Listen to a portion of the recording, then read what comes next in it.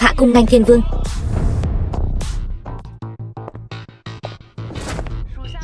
Thuộc hạ Lãnh Nhược Băng bái kiến tôn thượng. 3 năm tôi không có ở đây.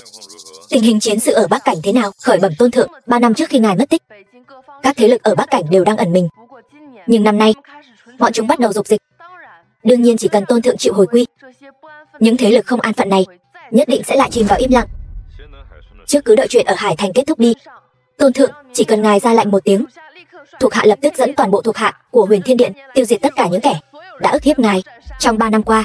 Tiêu Huyền, con rể ở rể Diệp gia. Trương Thiên Tứ, thiếu gia Trương gia Hải Thành. Tiêu Huyền, mày chẳng qua chỉ là một kẻ ở rể vô dụng nhà họ Diệp mà thôi. Lần này chỉ là một lời cảnh cáo nhỏ. Nếu biết điều thì ly hôn với Diệp Thanh Thu ngay đi, cút khỏi Hải Thành. Nếu không, đừng trách tao không khách khí với mày. Chúng ta đi.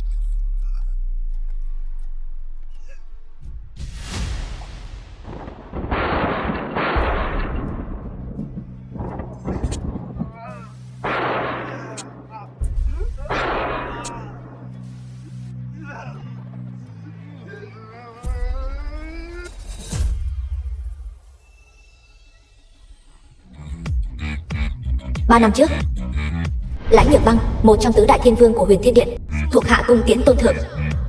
Thuộc hạ cung tiến tôn thượng.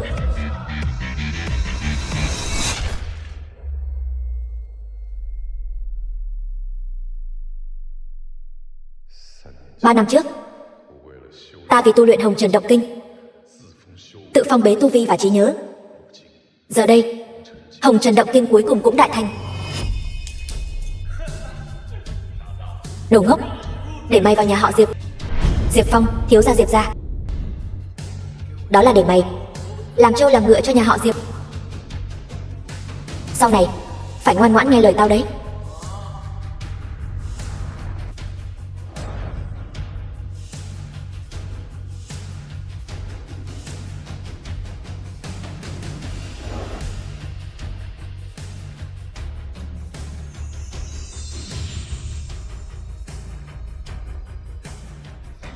Nhà họ Diệp, chuyện 3 năm này cũng đến lúc nên thanh toán rồi. Xin chào, số máy quý khách vừa gọi hiện không liên lạc được. Mã xác nhận 0001. Xác nhận mã thành công. Xác nhận thân phận. Chào mừng tôn thượng trở về.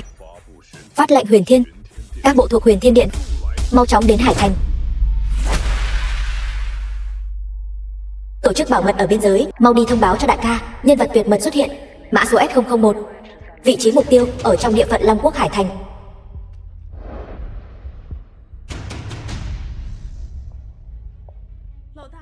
Đại ca, nhân vật tuyệt mật mã số S001 đã xuất hiện. Cái gì? Tổ chức bảo mật. Tiêu Huyền trở về rồi. 3 năm trước, Tiêu Huyền giúp đỡ nước ta đánh lui hàng triệu quân địch xâm phạm Bắc Cảnh. Huyền Thiên Điện do ngài ấy xây dựng càng khiến vô số tổ chức hàng đầu quốc tế phải khiếp sợ.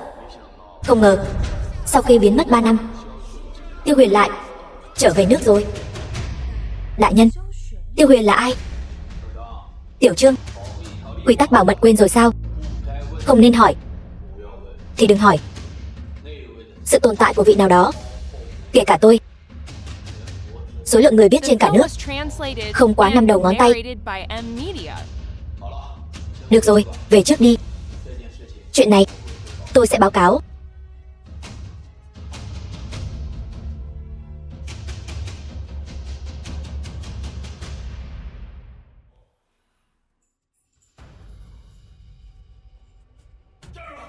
Đứng lại. Tiêu Huyền, mày vào cửa mà dám không chào hỏi tao? Đồ phế vật, càng ngày càng to gan nhỉ. Những lời mày vừa nói lại lần nữa xem. Mắng mày là phế vật mà mày còn giận sao? Mày chẳng qua chỉ là một con cún tao nuôi ở nhà họ Diệp thôi. Mày lại dám đánh tao? Chán sống sao? Đánh thì đánh, có vấn đề gì sao? Tiêu Huyền, mày muốn làm gì? Mày đừng có qua đây. Nhớ kỹ, Sau này đừng để tao nghe thấy từ phế vật từ miệng mày nữa. Tiêu Huyền, dừng tay cho ta. Thanh Thu, lúc này sao cô ấy lại về rồi? Anh không sao chứ? Anh mau tỉnh lại đi. Diệp Thanh Thu, nhị tiểu thư Diệp gia. Vợ, sao em lại về đây? Tiêu Huyền, anh đang làm gì vậy? Đồ chồng vô dụng như anh, vậy mà dám đánh tôi. Bảo hắn ngay lập tức quỳ xuống xin lỗi tôi. Nếu không, chuyện này tôi và các người chưa xong đâu. Nói lại những lời vừa nói xem. Cô còn ngây ra đó làm gì? Diệp Phong, Tiêu Huyền sau khi mất trí nhớ 3 năm trước, trạng thái vẫn luôn không ổn định. Tôi thay anh ấy xin lỗi cậu. Cậu thấy có được không? Cô thay anh ta cũng được thôi. Chỉ cần cô bây giờ quỳ trước mặt tôi, dập đầu 3 cái là được. Dám nói thêm một câu nữa, ngày này năm sau sẽ là ngày giỗ của cậu. Tiêu Huyền, Tiêu Huyền, anh đang làm gì vậy? Mau thả Diệp Phong ra. Sau này ăn nói bớt thối tha lại đi. Tốt lắm. Tiêu Huyền, một thằng chồng vô dụng như anh bây giờ lại dám động tay động chân với tôi. Tôi thấy anh chán sống rồi phải không? Còn cả cô nữa, Diệp Thanh Thu. Nếu để bà nội biết cô dung túng cho tên phế vật này động tay đánh tôi xem cô ăn nói với bà nội thế nào.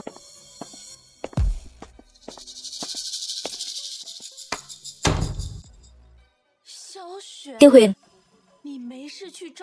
anh không có việc gì lại đi chọc Diệp Phong làm gì? Anh đấu lại cậu ta sao? Không thử sao biết được. Tin tôi đi, có tôi ở đây. Ở Hải Thành này không ai có thể bắt nạt em được. Anh vẫn nên lo cho bản thân mình trước đi.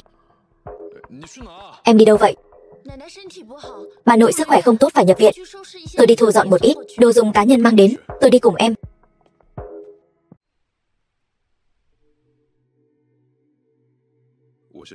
Tôi đi đóng tiền viện phí trước. Diệp Khê, đại tiểu thư Diệp gia. Cô đến đây làm gì? Bà nội bị bệnh, tôi đến thăm bà thì sao? Cô không đến chọc bà nội tức giận. Tôi đã cảm ơn trời đất rồi. Diệp Khê, hôm nay tôi đến đây không phải để cãi nhau với cô. Mau nói cho tôi biết bà nội bây giờ thế nào rồi? Bà nội bị bệnh lâu ngày, để lại di chứng. Bây giờ bệnh tình đột ngột bộc phát. Người có thể cứu bà cũng chỉ có viện trưởng Hoàng của bệnh viện thôi. Tôi đi mời ngay. Đứng lại, viện trưởng Hoàng là một trong những thần y nổi tiếng trong tỉnh. 4 gia tộc lớn ở Hải Thành cũng chưa chắc đã mời được. Diệp Thanh Thu, cô nghĩ cô là ai chứ? Không thử sao biết được. Tình trạng bệnh nhân này vừa mới chuyển biến tốt. Hoàng Trung Đình, viện trưởng bệnh viện Hải Thành. Tiếp theo cô nhất định phải đặc biệt chú ý.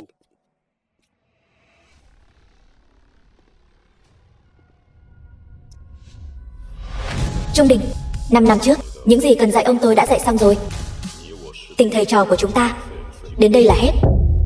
Vị tiên sinh này, xin dừng bước.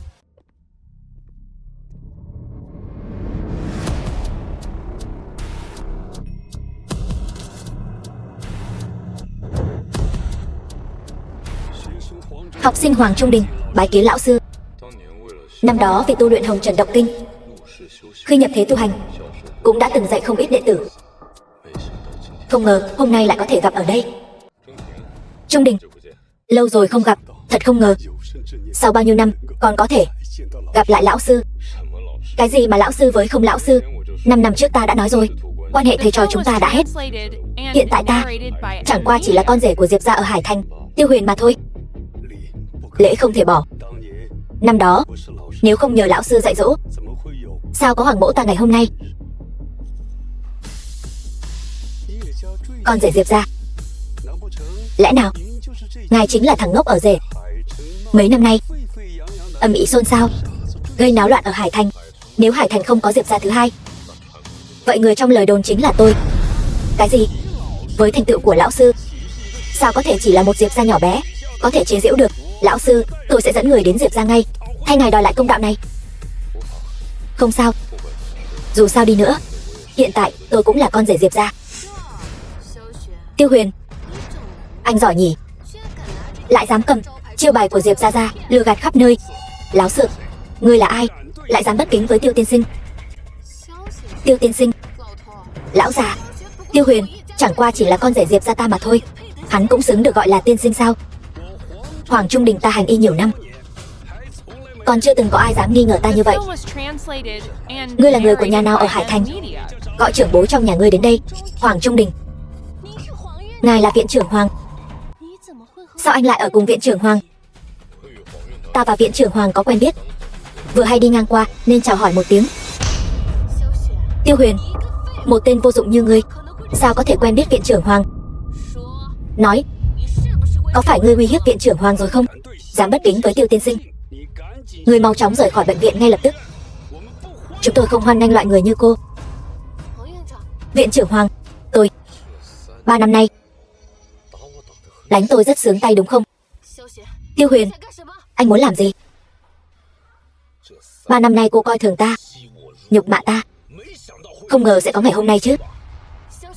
Tiêu Huyền, anh đừng làm loạn. Nếu không đừng trách ta không khách khí với anh. Không khách khí với tôi, cô cũng xứng. Còn có lần sau, tay nào đánh người phế tay đó. Cút. Tiêu Huyền, Diệp Khê, cô ta, Diệp Thanh Thu, cô đừng ở đây giả mù sa mưa với tôi. Còn có anh, Tiêu Huyền, đừng quên 3 năm trước là Diệp gia ta xem trọng anh, thấy anh đáng thương mới giữ lại. Bây giờ anh lại dám động tay đánh ta. Anh chờ đó.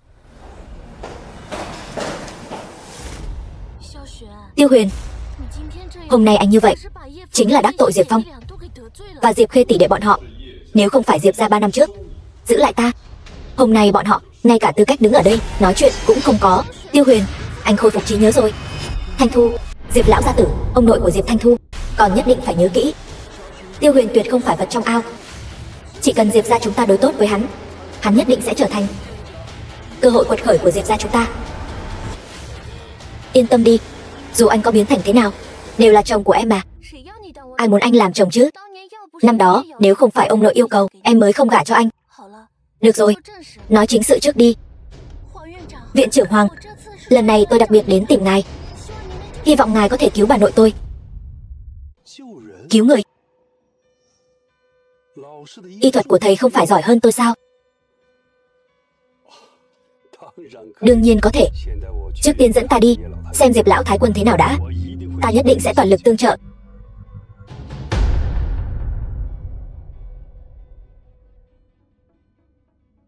Viện trưởng Hoàng, bệnh tình của bà nội tôi rốt cuộc là thế nào rồi? May mắn không làm nhục mạnh, tôi đã cho Diệp lão thái quân châm cứu rồi. Chờ lát nữa sẽ kê thêm vài thang thuốc bổ khí dưỡng sinh. Không bao lâu nữa Diệp lão thái quân sẽ khỏi bệnh thôi. Cảm ơn viện trưởng Hoàng, vô cùng cảm kích. Diệp tiểu thư, cô nói vậy làm tôi thấy hổ thẹn quá. Nếu không có Tiêu tiên sinh thì sẽ không có Hoàng Trung Đình ngày hôm nay. Tôi làm những điều này đều là nên làm. Tiêu Huyền,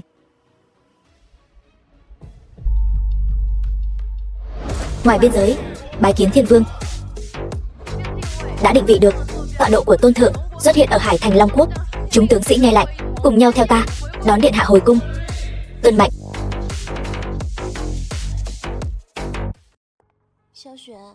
Tiêu Huyền, rốt cuộc anh đã làm gì mà khiến viện trưởng Hoàng kính trọng anh như vậy? Phải biết rằng viện trưởng Hoàng cũng là khách quý của 4 đại gia tộc ở Hải Thành. Có lẽ là vì tôi đẹp trai chăng? Không muốn nói thì thôi vậy. Đi nhanh như vậy làm gì? Hôm nay vất vả cho anh rồi. Em đi siêu thị mua thức ăn, buổi tối làm món ngon cho anh. Sau khi gả cho tôi, cô ấy dường như rất lâu rồi không vui vẻ như vậy. Chúng ta đi cùng nhau. Diệp Thanh Thu, 3 năm trước cô có ân với tôi một lần. 3 năm sau tôi bảo vệ cô một đời bình an. Sao vừa rồi không mua thịt bò, toàn là món chay? Nghe tiếng giống mưa vậy. Hải Thành đã bao lâu rồi không có diễn tập phòng không rồi? Sao đột nhiên lại bắt đầu? Chuyện này ai mà biết được. Đi thôi. Bà nội của Diệp Thanh Thu. Bà nội, bà nhất định phải làm chủ cho con đó. Thằng phế vật Tiêu Huyền kia, Diệp gia nuôi nó 3 năm, bây giờ nó lại dám động tay đánh con.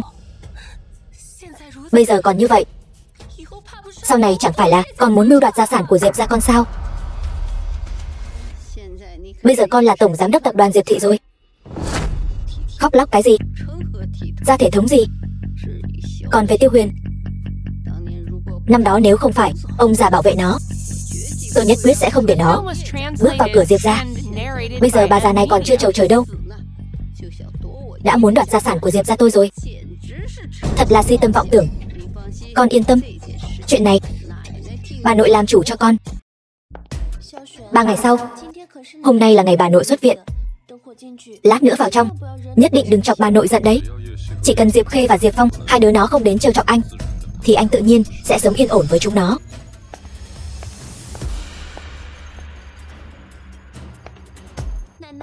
Bà nội, con dẫn Tiêu Huyền đến thăm bà. Con dẫn Tiêu Huyền đến thăm ta. Ta không dám nhận đâu. Diệp Thanh Thu, con lại dám dung túng cho Tiêu Huyền động tay đánh Diệp Phong và Diệp Khê. Nếu không phải Diệp Khê mời viện trưởng Hoàng ra tay cứu lấy cái thân già này của ta, có phải là con muốn tạo phản rồi không? Diệp Khê mời viện trưởng Hoàng ra tay. Bà nội, không phải như vậy đâu. Rõ ràng là Tiêu Huyền. Sao? Chẳng lẽ con muốn nói Tiêu Huyền không động tay đánh chúng nó? Hay là nói con cảm thấy là Diệp Khê cướp công của con? Bà nội, con, Diệp Thanh Thu, mấy ngày ta ở bệnh viện, cháu có đến bệnh viện thăm ta một lần nào không? Ta thấy cháu là chỉ mong ta chầu trời sớm đi thôi. Bà nội, không phải như vậy. Cháu bị Diệp Khê sắp xếp đi. Đủ rồi, ta không muốn nghe cháu giải thích. Lão Thái Quân, bà sẽ không thật sự cho rằng viện trưởng Hoàng là Diệp Khê mời đến chứ? Đương nhiên. Chẳng lẽ một thằng ở rể như cậu còn có thể mời được viện trưởng Hoàng, một nhân vật lớn như vậy sao? Diệp Khê, cô nói là cô mời viện trưởng Hoàng đến. Tiêu Huyền, ý của cậu là gì? Chẳng lẽ tôi còn lừa bà chắc? Đủ rồi Diệp Khê, cháu ngồi xuống trước đi. Chuyện ngày hôm nay đến đây thôi. Còn về cậu, trong thời gian tôi nằm viện, động tay đánh Diệp Khê và chị em nó, không có lớn nhỏ tôn ti, lập tức quỳ xuống xin lỗi tôi. Bà nội, Tiêu Huyền anh ấy không cố ý, anh ấy còn nói thêm một câu nữa. Cháu cùng nó quỳ. Lão Thái Quân, tôi nể mặt Thanh Thu mới gọi bà một tiếng Lão Thái Quân. Bà đừng có được voi đòi tiên. Tiêu Huyền, cậu chỉ là một con cún Diệp gia tôi nuôi, dám bất kính với bà nội như vậy, sống chán rồi phải không? Chỗ này có phần cho cậu nói sao? Cậu, Tiêu Huyền, cậu quá cản rỡ rồi. Đây là ở Diệp gia. Diệp gia thì sao? Người Diệp gia cao hơn người khác một bậc chắc. Cậu cút cho tôi. Cút khỏi cửa Diệp gia tôi. Bảo tôi cút. Lão Thái Quân, hy vọng các người nhớ kỹ những lời đã nói ngày hôm nay, đừng hối hận. Thanh Thu, chúng ta đi.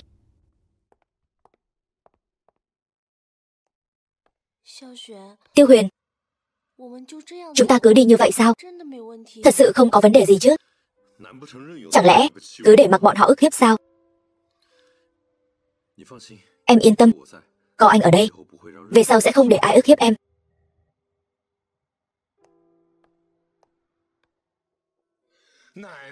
Bà nội, bà xem hai vợ chồng họ kia, bây giờ càng ngày càng không coi bà ra gì nữa rồi. Cầm miệng.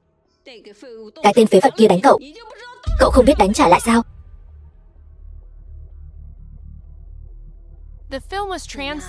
Bà nội, chuyện này cũng không thể trách Diệp Phong được. Hơn nữa, lần này tìm Diệp Thanh Thu đến vốn là thương lượng việc giành lấy hợp tác với tập đoàn Trương Thị. Bây giờ cô ta đi rồi, chúng ta thì sao chứ? Lần hợp tác với tập đoàn Trương Thị này, chúng ta nhất định phải có được. Cô ta là Diệp Thanh Thu, chỉ cần một ngày còn là người của Diệp gia thì phải nghe theo sự sắp xếp của Diệp gia tôi. 2 ngày sau. Thanh Thu,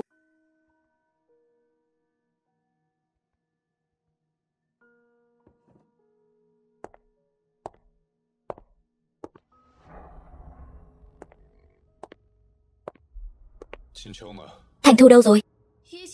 Diệp Thanh Thu sáng nay đã bị bà nội gọi đi để bàn chuyện hợp tác với Trương thiếu gia của tập đoàn Trương Thị. Còn bây giờ thì tôi cũng không biết. Cô biết rõ Trương Thiên Tứ không phải là người tốt đẹp gì, vậy mà còn để Thanh Thu đi hợp tác với hắn. Nếu Thanh Thu xảy ra chuyện gì, tôi sẽ hỏi tội cô. Cậu. Tôn thượng, lập tức điều tra cho tôi vị trí của Diệp Thanh Thu. Phải nhanh. Rõ.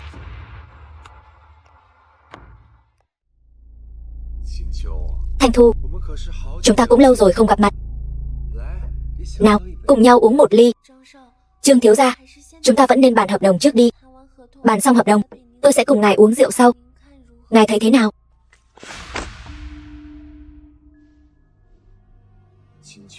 Thanh Thu, chúng ta khó khăn lắm mới có một bữa ăn. Đừng nên nói những chuyện mất hứng đó nữa. Tôi hứa với cô, chỉ cần tối nay cô vui vẻ ở bên tôi, cái hợp đồng này tôi sẽ ký ngay lập tức.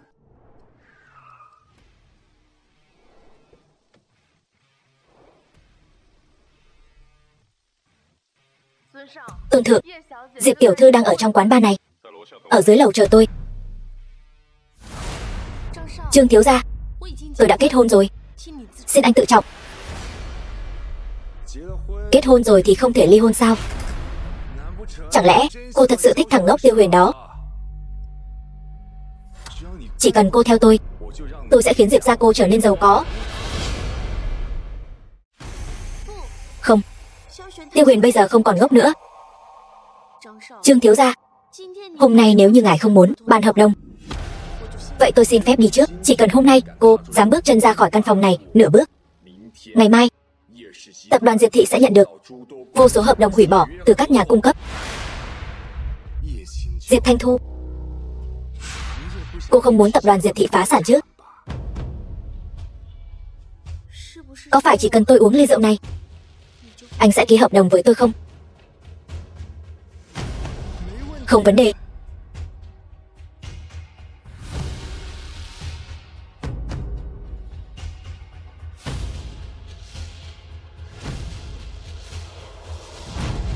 Trương thiếu gia, bây giờ có thể ký. Thanh Thu ơi Thanh Thu, quả nhiên tập đoàn Diệp thị là điểm yếu của cô. Nhưng không sao, qua đêm nay chúng ta sẽ là người một nhà.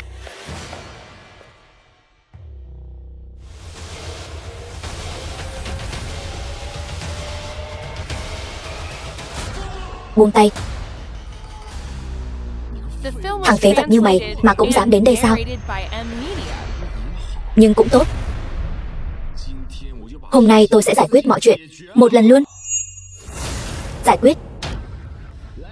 Người đâu? Bắt thằng phế vật này lại cho tao. Tao muốn nó tận mắt chứng kiến Diệp Thanh Thu, con tiện nhân này, giống như một con mèo nhỏ đáng yêu, nằm dưới thân tao cầu hoan. Chán sống.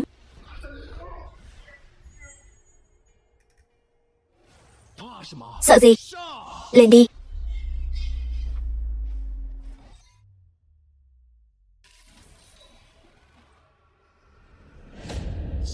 Tiếp theo, đến lượt mày.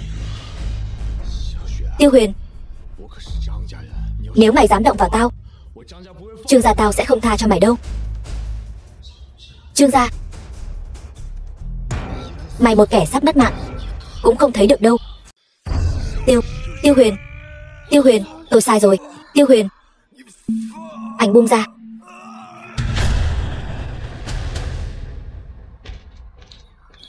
Tiêu Huyền, khí mạch nóng rực phải chữa trị ngay.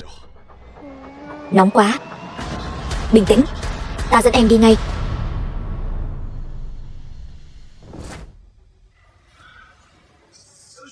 Tiêu Huyền, ngươi muốn làm gì? Tiêu Huyền, tốt nhất ngươi nên lấy mạng ta đi. Nếu không, ta sẽ không tha cho ngươi đâu. Còn dám có lần sau.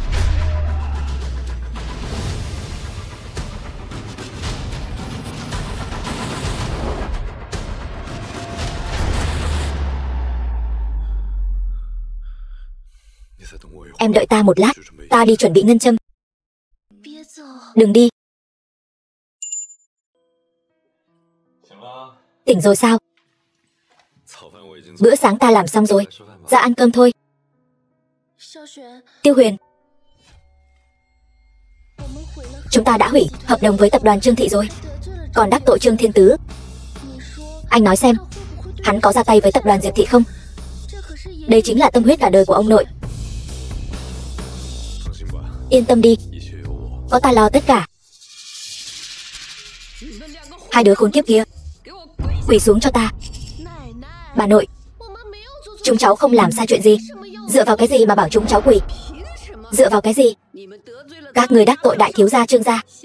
Bây giờ các nhà cung cấp lớn ở Hải Thành đều muốn hủy hợp tác với Diệp gia ta. Tập đoàn Diệp Thị của chúng ta sắp phá sản rồi. Các người có biết không?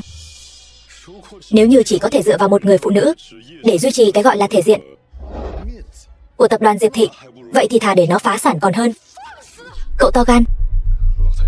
Lão Thái Quân, vì bà là bà nội của Thanh Thu nên ta tôn trọng bà. Nhưng bà còn chưa có tư cách dựa vào tuổi tác để lên mặt với ta. Chẳng phải chỉ là một hợp đồng của Trương gia thôi sao? Chúng ta sẽ bù lại một cái tốt hơn. Về phần những chuyện khác, sau ngày hôm nay đều sẽ được giải quyết hết. Tiêu Huyền, cậu chỉ là con rể của Diệp gia ta, cũng dám ăn nói ngông cuồng như vậy. Đó chính là Trương gia ở Hải Thành đó. Cậu chọc nổi chắc. Không thử sao biết được. Có người nói phét không sợ lưỡi vấp phải răng.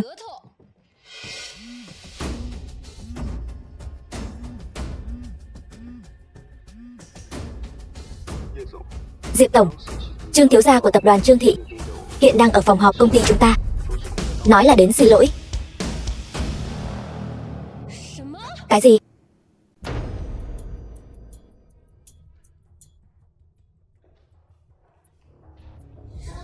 Trương thiếu, ngài đây là... Thanh Thu, hôm nay tôi đến đây là để xin lỗi cô. Chuyện hôm qua, thực sự xin lỗi. Xin lỗi cô. Xin cô tha thứ cho tôi. Trương thiếu, anh...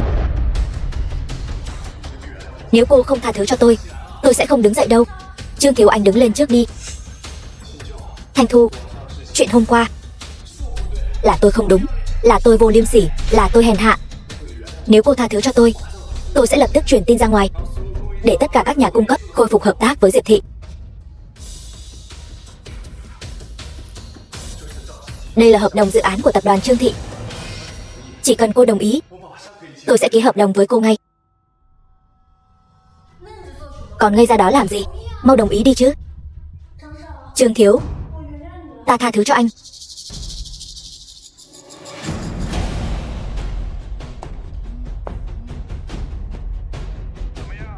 Thế nào? Chuyện đã ổn thỏa chưa? Xong rồi. Nhưng mà Gia, rốt cuộc là tại sao? Tại sao ta phải đến đây để xin lỗi tập đoàn Diệp Thị? Cầm miệng. Tập đoàn Diệp Thị đã được một tập đoàn đa quốc gia để mắt tới. Ta không cần biết con đối với người khác như thế nào. Đừng bao giờ làm bất cứ điều gì bất lợi cho tập đoàn Diệp Thị nữa. Đã biết. Mặc dù không thể động đến tập đoàn Diệp Thị, nhưng Tiêu Huyền, Diệp Thanh Thu, ta tuyệt đối sẽ không bỏ qua cho các ngươi. Tiêu Huyền, chuyện Trương Thiên Tứ hôm nay đến công ty xin lỗi, có phải là do anh làm không? Em thật sự muốn biết.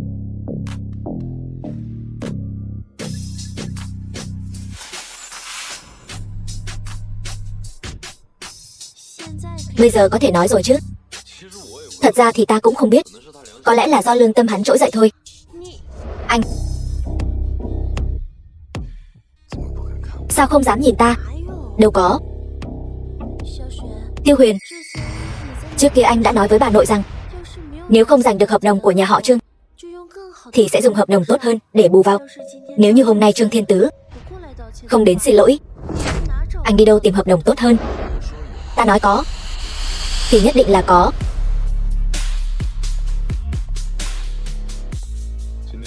Chuyện của nhà họ Trương sáng nay làm không tệ, tạ tôn thượng khen ngợi. Thế lực của Huyền Thiên Điện đã chuyển giao đến đâu rồi? Ngoại trừ những tướng sĩ bảo vệ biên cương ra, toàn bộ thế lực dưới trướng Huyền Thiên Điện đều đã được chuyển về trong nước. Theo yêu cầu của ngài, sau 3 ngày nữa, tập đoàn Kình Thiên thuộc Huyền Thiên Điện sẽ chính thức đặt trụ sở tại Hải Thành. Rất tốt. Thanh Thu, ta nhất định sẽ khiến em trở thành người phụ nữ hạnh phúc nhất của cả Hải Thành này. Các vị, hôm nay triệu tập mọi người gấp như vậy, mở cuộc họp cổ đông này là có một việc rất quan trọng. Muốn tuyên bố với mọi người, tập đoàn Kình Thiên hàng đầu trong nước sẽ đến Hải Thành của chúng ta để mở chi nhánh. Bà nội, tập đoàn Kình Thiên mà bà nói, chẳng lẽ là cái tập đoàn Kình Thiên tài sản hơn ngàn tỷ, có ngành nghề trải rộng khắp cả nước? Không sai, chính là tập đoàn Kình Thiên này. Bây giờ tập đoàn Kình Thiên muốn đến Hải Thành của chúng ta để mở rộng nghiệp vụ. Lần này cơ hội này, Diệp thị chúng ta nhất định phải nắm bắt. Buổi họp hôm nay đến đây là kết thúc. Những người khác có thể ra ngoài trước. Diệp Khê ở lại.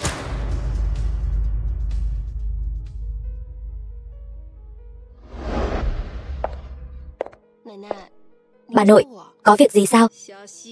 Tiểu Khê, lần này việc hợp tác với tập đoàn Kình Thiên, Diệp thị chúng ta dựa vào cháu cả đấy. Cảm ơn bà nội. Theo nguồn tin đáng tin cậy, lần này tập đoàn Kình Thiên đến đây, giám đốc điều hành họ Tiêu còn là một người trẻ tuổi. Khi cần thiết, có thể sử dụng một số biện pháp mạnh. Chỉ cần Diệp gia chúng ta có thể ôm được bắp đùi của tập đoàn Kình Thiên, nhất định có thể trở thành thế gia hàng đầu Hải Thành. Bà nội, bà yên tâm, cháu nhất định sẽ cố gắng giành được tập đoàn Kình Thiên. Lần này có bao nhiêu gia tộc tập đoàn gửi ý định hợp tác cho tập đoàn Kình Thiên của chúng ta? Bẩm Thiên Vương.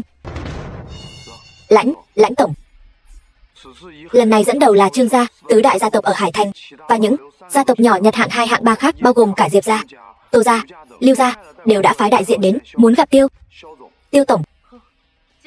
Gặp Tiêu tổng, bọn họ còn chưa đủ tư cách. Diệp gia đã đến chưa? Lãnh tổng, lần này Diệp gia phái đến là đại tiểu thư Diệp gia Diệp Khê. Ngài xem, ngài có muốn gặp không? Diệp Khê không gặp. Gửi giấy mời cho nhị tiểu thư Diệp gia, Diệp Thanh Thu, mời cô ấy đến bàn chuyện hợp tác. Ghi nhớ là mời. Lãnh tổng, Diệp gia Hải Thành chỉ là một gia tộc nhỏ, tại sao chúng ta phải chọn hợp tác với Diệp gia? Đây là mệnh lệnh của Tiêu tổng. Thuộc hạ đã hiểu. Tập đoàn Kình Thiên, việc hợp tác với tập đoàn Kình Thiên này là mấu chốt để Diệp gia ta quật khởi. Còn nhất định phải thận trọng đối đãi. Hôm nay dù phải canh giữ ở ngoài cửa, cũng phải gặp được người của tập đoàn Kình Thiên cho ta. Bà nội, bà yên tâm, cháu hiểu mà.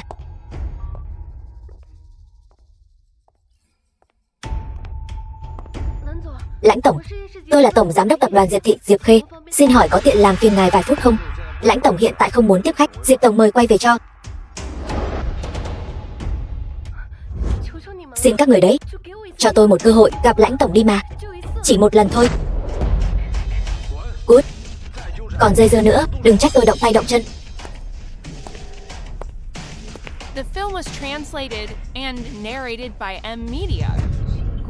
Một đám chó cậy thế. Đợi khi tôi trở thành tổng tài phu nhân của tập đoàn Kình Thiên, xem tôi xử lý các người thế nào. Diệp tiểu thư, xin hỏi buổi chiều ngài có thời gian không? Lãnh tổng của chúng tôi mời ngài đến tập đoàn Kình Thiên của chúng tôi tham gia đàm phán hợp tác thương mại liên quan. Có. Được, giấy mời lát nữa sẽ có người đưa đến. Lãnh tổng của chúng tôi cung kính chờ ngài đến. Tiêu Huyền, lãnh tổng của tập đoàn Kình Thiên mời em chiều nay đến công ty để tiến hành đàm phán hợp tác. Nếu bà nội biết chuyện này, chắc chắn sẽ rất vui. Đây là chuyện tốt. Em ăn cơm trước đi, lát nữa anh đưa em qua.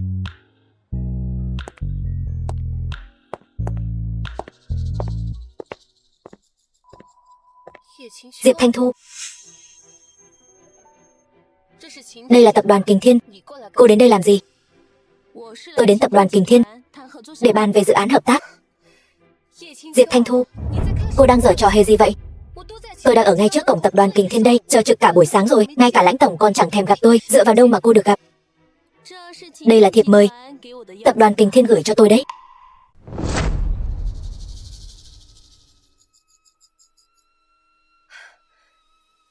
Thanh Thu, Cô chỉ là một giám đốc dự án nhỏ bé mà thôi. Tôi mới là tổng giám đốc đương nhiệm của tập đoàn Diệp Thị. Hơn nữa, bà nội cũng đã giao cho tôi cơ hội đàm phán hợp tác lần này. Cho tôi rồi. Cô về công ty đi. Chuyện hợp tác, tôi thay cô đi là được. Diệp Khê, tập đoàn Kình Thiên gọi điện thoại mời tôi đấy. Cô đi. Không thích hợp đâu. Có gì mà không thích hợp chứ? Nghe nói Tiêu tổng của tập đoàn Kình Thiên là một nhân vật trẻ tuổi đầy quyền lực đấy. Nếu như tôi có thể nhân cơ hội này trèo lên được Tiêu tổng của tập đoàn Kình Thiên, thì nhà họ Diệp chúng ta sẽ phất lên như diều gặp gió cho mà xem. Còn về phần cô, đến lúc đó thì cứ lấy tên chồng vô dụng của cô mà khóc đi nhé. Diệp Khê, không sao, chúng ta cứ đợi ở dưới lầu công ty là được. Tiêu tổng của tập đoàn Kình Thiên đâu phải muốn gặp là gặp được đâu.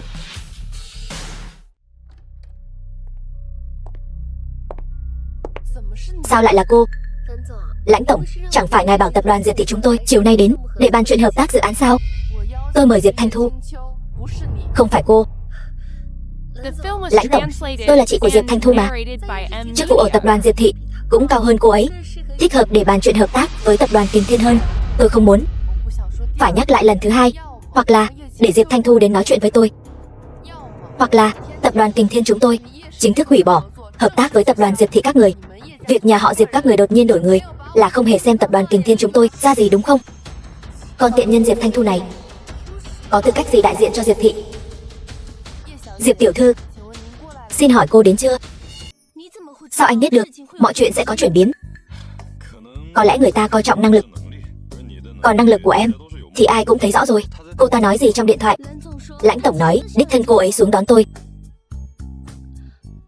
Tiêu Huyền, anh nói xem tập đoàn Kình Thiên rốt cuộc coi trọng điều gì ở tập đoàn Diệp Thị chúng ta? Tại sao trong số rất nhiều công ty muốn hợp tác với tập đoàn Kình Thiên, cô ấy lại cứ nhất định chọn Diệp Thị chúng ta? Có lẽ là vì em cười lên rất xinh đẹp đấy. Con gái hay cười thì vận may sẽ không tệ đâu.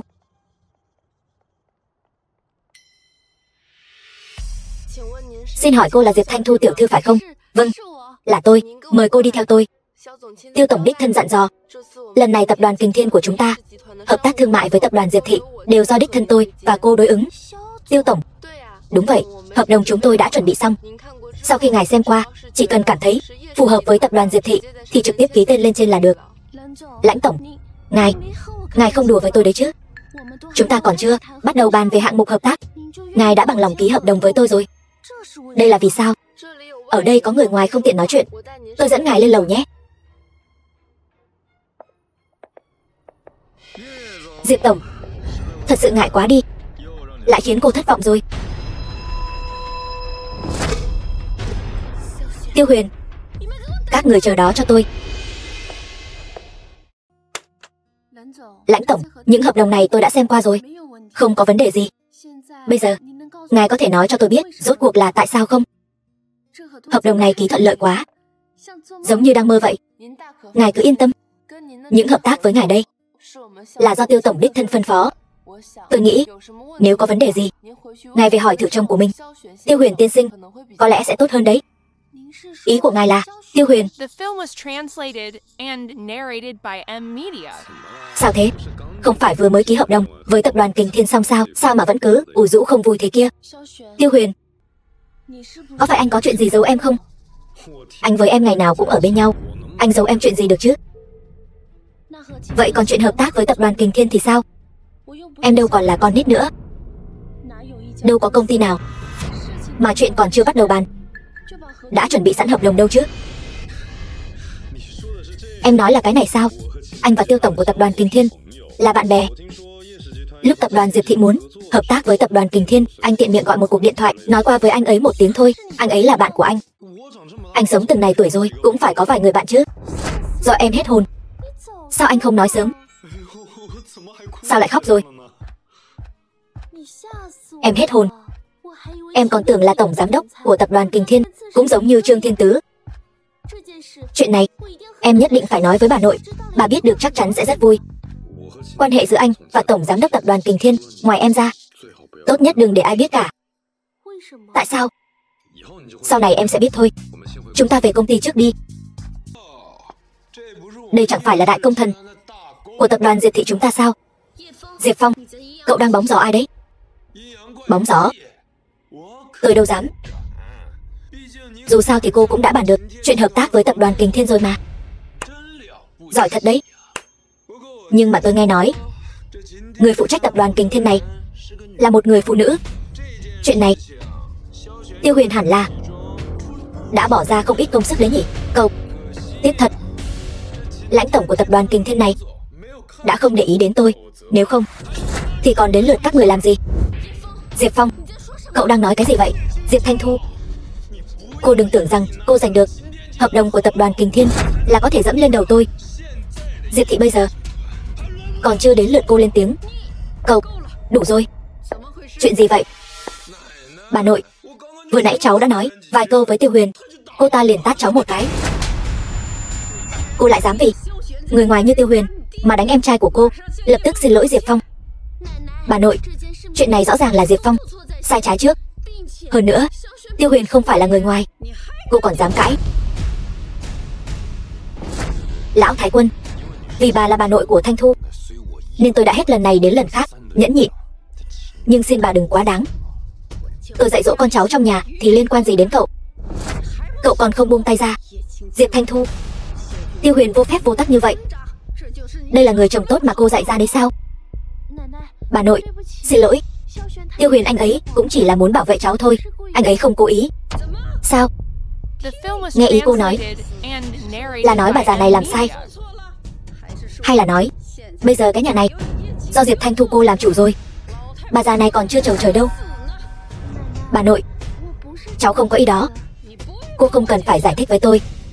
Hôm nay tôi đến đây là để thông báo cho cô, vì hợp tác với tập đoàn Kình Thiên đã giành được rồi dự án này, cô đừng nhúng tay vào nữa. Bà nội, con không cần nói nhiều nữa. Sau này những việc liên quan đến tập đoàn Kình Thiên cứ giao cho Diệp Khê làm. Cô đừng quên, Diệp Khê mới là tổng giám đốc của tập đoàn Diệp thị. Lão Thái Quân, tôi không ngờ các người còn có bộ mặt trơ trẽn như vậy. Hay đấy.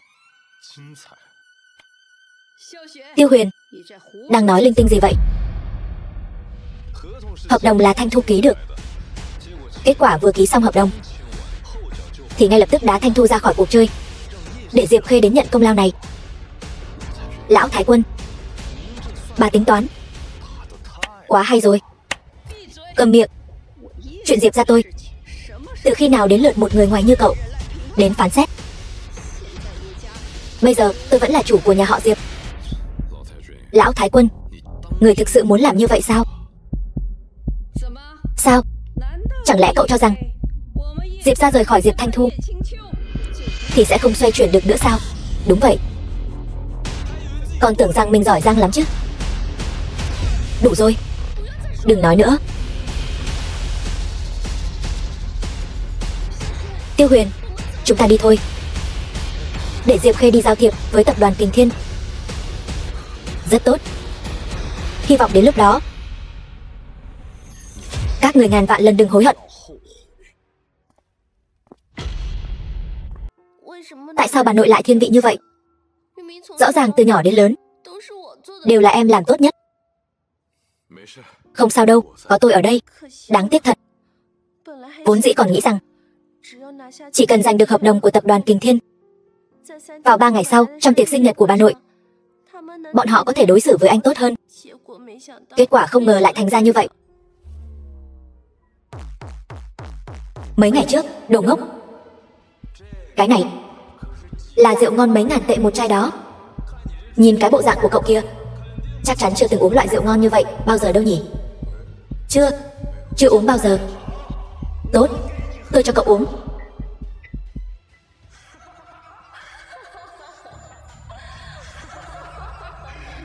Uống nhanh đi.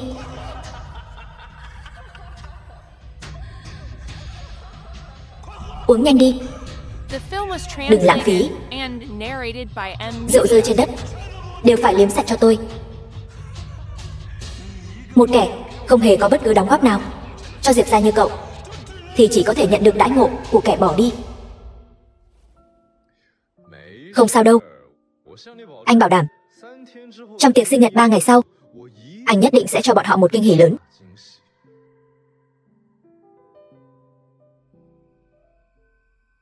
Tôi cũng không còn là Tiêu Huyền năm xưa, mặc người khi nhục nữa rồi.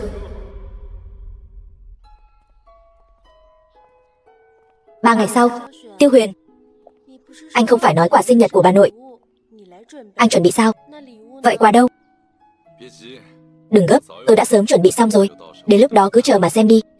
Sự việc đến nước này, tôi cũng chỉ còn cách tin anh thôi. Bà nội, người nhất định phải làm chủ cho cháu đó. Cháu tiếp nhận hạng mục của tập đoàn Kình Thiên. Căn bản là không có ai để ý đến cháu cả. Chuyện này nhất định là Diệp Thanh Thu giở cho quỷ ở sau lưng. Cái gì? Cháu đừng khóc nữa. Chuyện này bà nhất định sẽ làm chủ cho cháu. Cảm ơn bà nội. Cháu biết ngay là bà tốt với cháu nhất mà.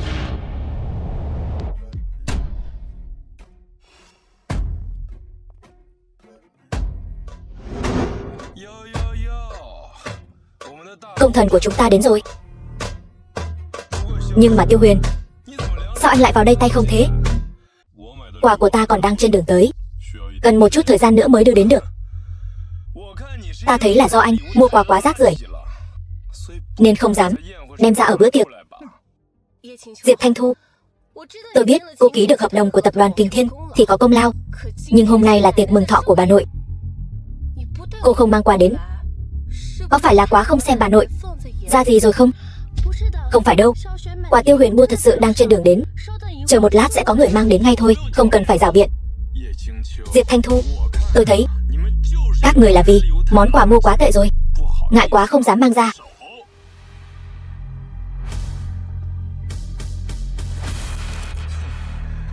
Xem cái này, đây chính là chiếc vòng tay này tôi ngàn cay vạn đắng nhờ người mang từ Myanmar về. Giá trị 3 triệu. 3 triệu đó. Tiêu Huyền, tôi thấy anh đó cả đời này cũng chưa từng thấy nhiều tiền như vậy đâu nhỉ.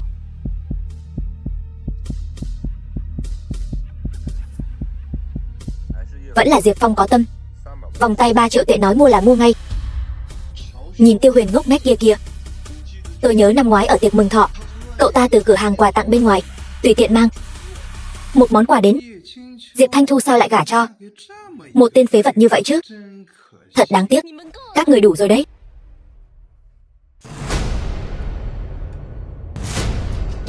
Diệp Phong, cậu có tiền là việc của cậu, không cần ở đây khoe khoang.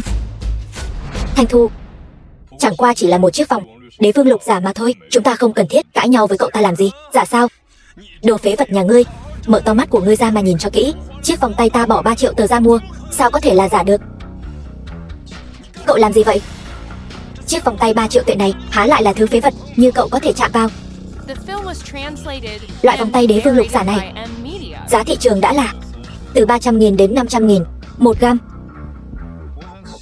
Tôi muốn hỏi, bạn của cậu và cậu tốt đến mức nào mà một chiếc vòng tay có giá thị trường khoảng 12 triệu tệ, Đế Vương Lục lại hạ giá bán rẻ cho cậu với giá 3 triệu tệ? Không thể nào.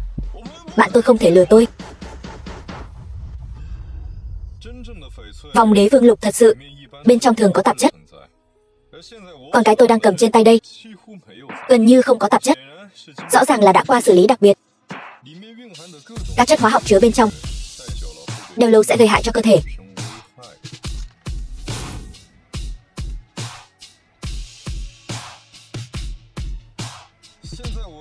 Hiện tại tôi quả thật không có quà, nhưng cậu lại tặng một chiếc vòng hàng giả cho lão Thái Quân, gây hại cho sức khỏe của lão Thái Quân. Diệp Phong, cậu có ý đồ gì? Tiêu Huyền, đủ rồi. Bà nội, cháu không có. Đưa cho ta xem nào.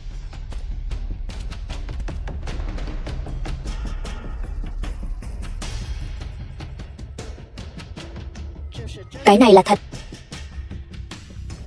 chỉ là không phải là vòng tay Đế Vương Lục, mà chỉ là vòng tay Mãn Lục gần với băng chủng mà thôi.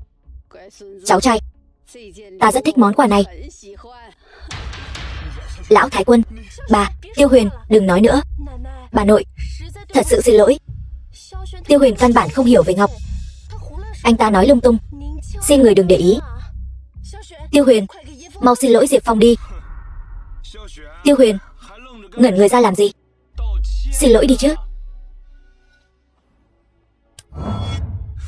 Đồ phế thải. Cho dù vòng tay tôi mua là giả đi chăng nữa thì sao chứ? Tôi đây là cháu đích tôn của bà nội.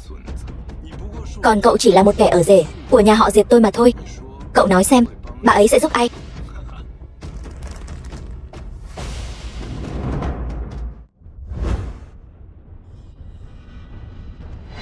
Nếu tôi không xin lỗi thì sao?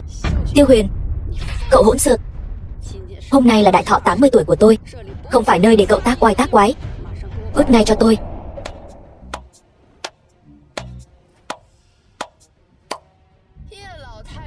Diệp lão thái quân thật là uy phong nhỉ. Bà muốn ai cút đi? Tiêu Huyền, đây là tìm đâu ra diễn viên thế? Chắc không phải là tình nhân bé nhỏ của anh đấy chứ? Chuyện nhà họ Diệp tôi khi nào thì đến lượt một người ngoài như cô ở đây chỉ trỏ. Im miệng, mau quỳ xuống. Xin lỗi lãnh tổng. Chị, sao tự nhiên lại đánh em? Bảo quỳ thì cứ quỳ đi.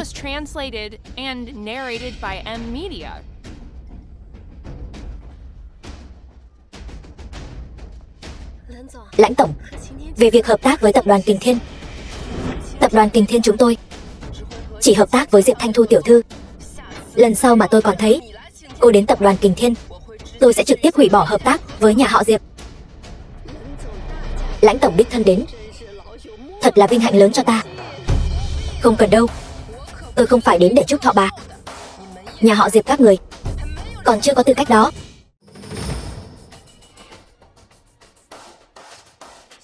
Tiêu tiên sinh, đồ ngài cần tôi đã mang đến rồi.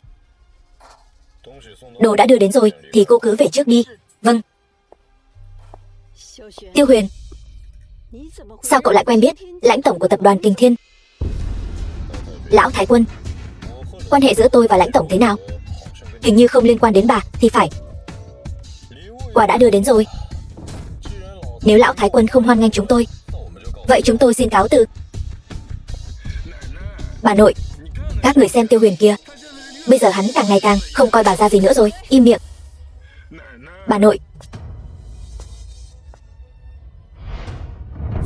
trước khi điều tra rõ quan hệ giữa Lãnh Nhược Băng và Tiêu Huyền thì không ai được phép nói bất cứ điều gì xấu về Tiêu Huyền trước mặt tôi nữa. Bà nội, hay là chúng ta cứ xem thử Tiêu Huyền đưa đến là cái gì đi.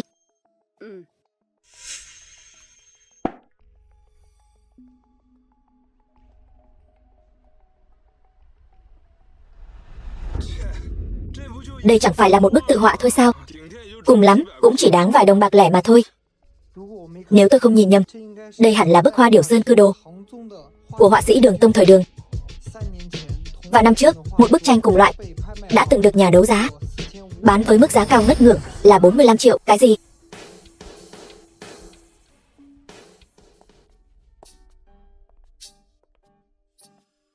Tiêu Huyền, chuyện hôm nay thật sự là xin lỗi anh. Em cũng không ngờ bà nội lại làm như vậy. Em là vợ anh, em xin lỗi anh làm gì? Đúng rồi, món quà anh nhờ lãnh tổng mua chắc chắn là rất quý giá nhỉ? Bao nhiêu tiền? Em chuyển khoản cho anh. Đã bảo em là vợ anh rồi mà, còn làm ra vẻ xa lạ thế. Quà mua cho lão Thái Quân chỉ là chút tiền lẻ thôi mà. Đã không tham gia được tiệc sinh nhật, vậy anh dẫn em đi ăn ngon.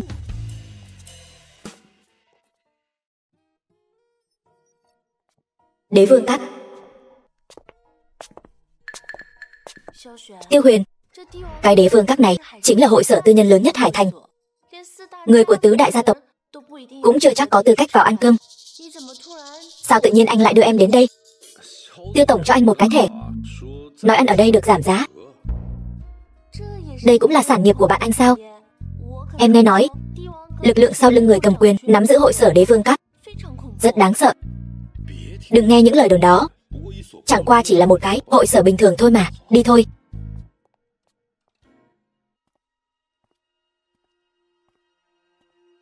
Trương thiếu, cậu xem kia có phải là Diệp Thanh Thu và thằng chồng phế vật của cô ta không?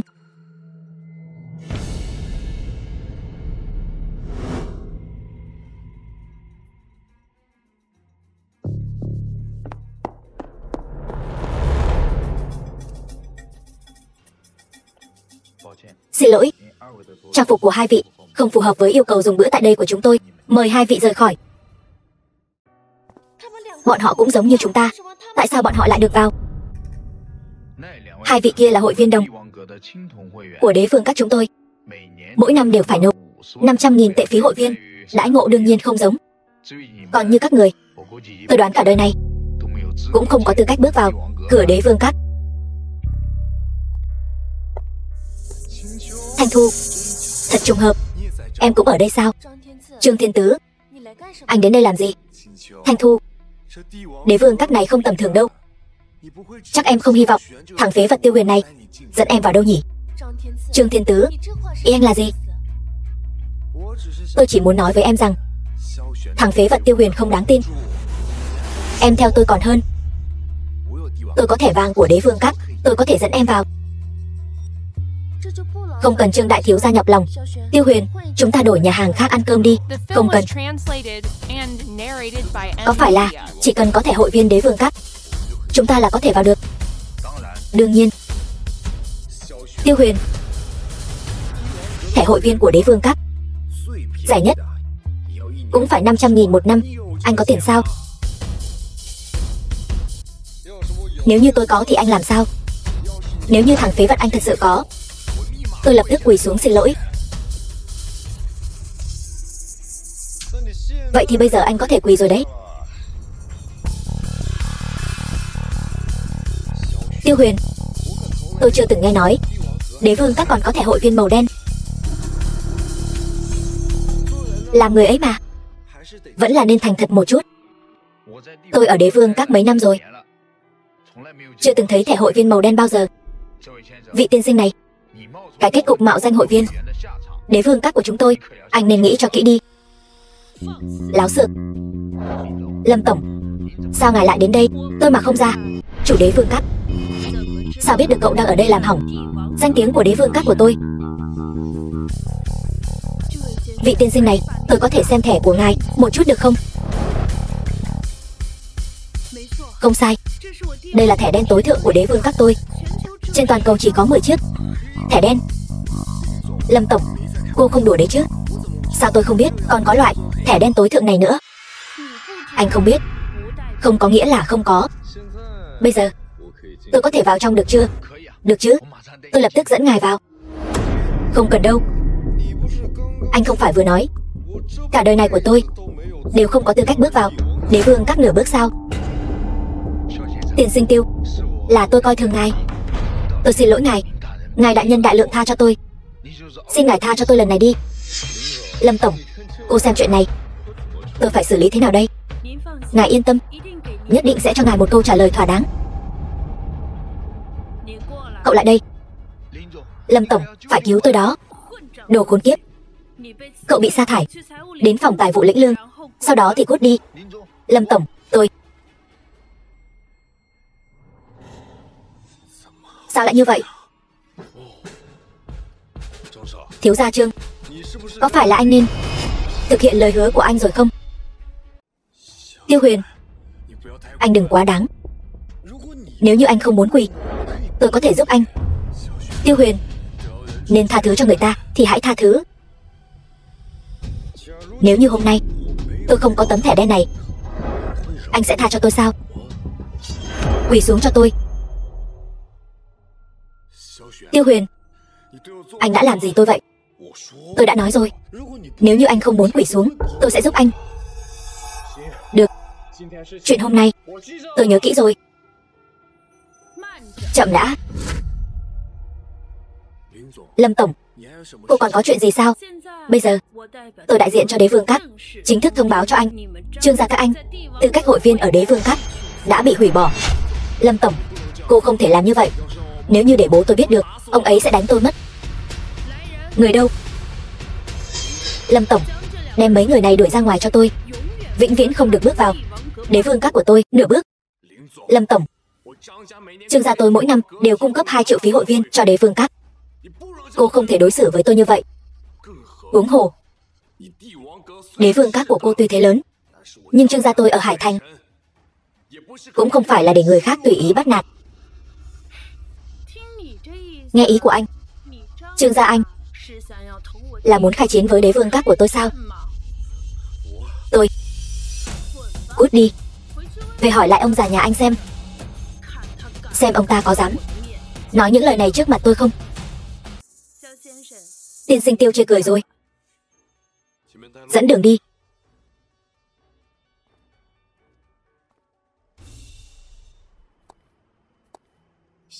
Tiêu Huyền, anh và Tiêu tổng của tập đoàn Kình Thiên chẳng lẽ là anh em ruột sao?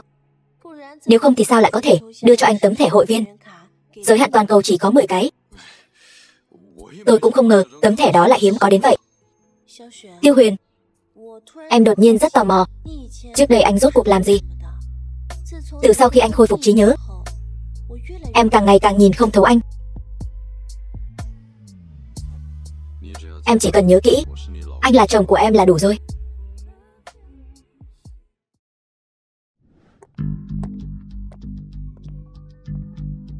Bà nội, mọi người vẫn chưa nghỉ ngơi sao? Thanh Thu, lại đây, cháu ngoan của bà. Ngồi bên cạnh bà nội này.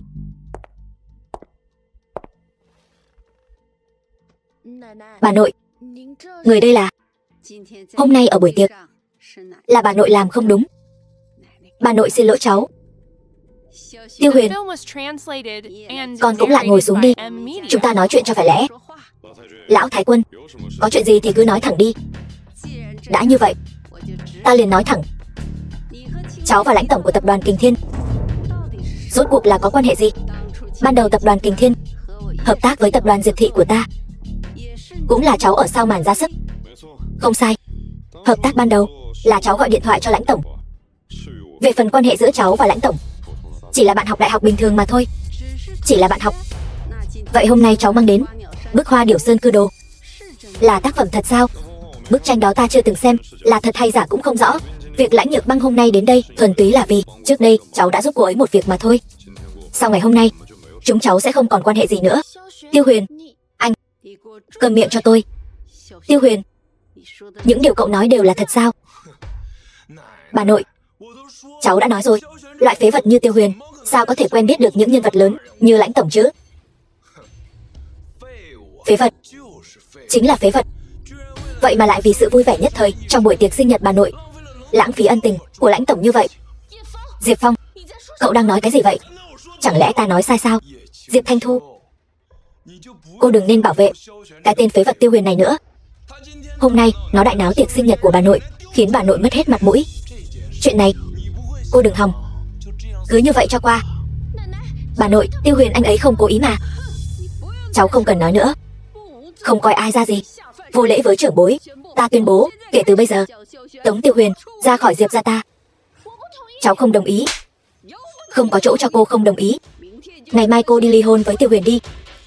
Diệp gia ta không cho phép có loại người như vậy tồn tại. Bà nội. Lão Thái Quân, tốc độ thay đổi sắc mặt của bà không đi đóng phim thì thật đáng tiếc. Cầm miệng. Chỗ này có phần cho cậu nói sao? Bà nội, cháu biết cháu không biết nói lời hay ý đẹp để bà vui lòng, cho nên bà vẫn luôn không thích cháu. Nhưng bà có thật sự để ý đến cảm nhận của cháu không?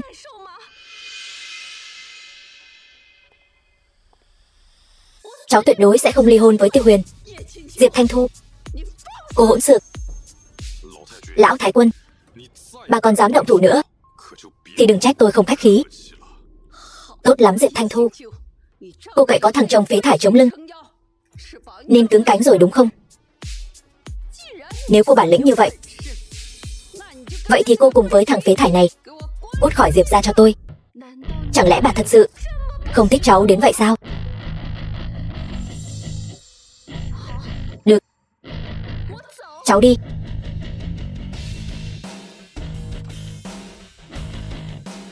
Lão Thái Quân, hy vọng các người đừng hối hận với quyết định ngày hôm nay.